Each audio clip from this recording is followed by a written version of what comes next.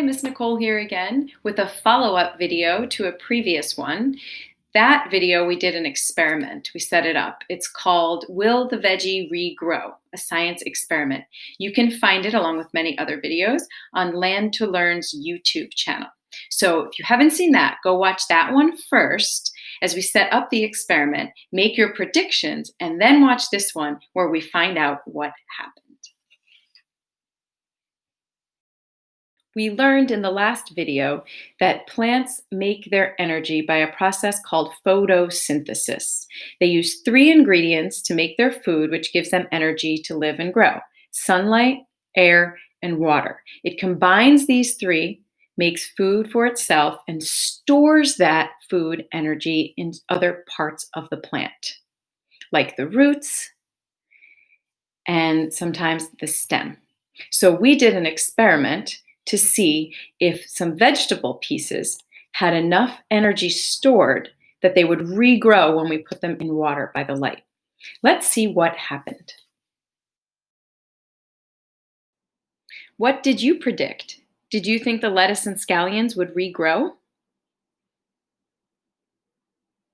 They did! The leaves and even some roots at the bottom grew back. This was completely cut, and it got new leaves and roots. Let's look at the scallions. They also grew. It was cut off right here at the white part, and all that green is new growth. It regrew its leaf, and it even got longer roots. Wow, plants are incredible. Check this out. I also cut carrots and put just the tops in water by the light and see if they regrew. And it did. It grew a little stem and leaves. How cool is that? Plants are so amazing. So all of these vegetables, these plant parts, stored enough energy to regrow. So we did a science experiment.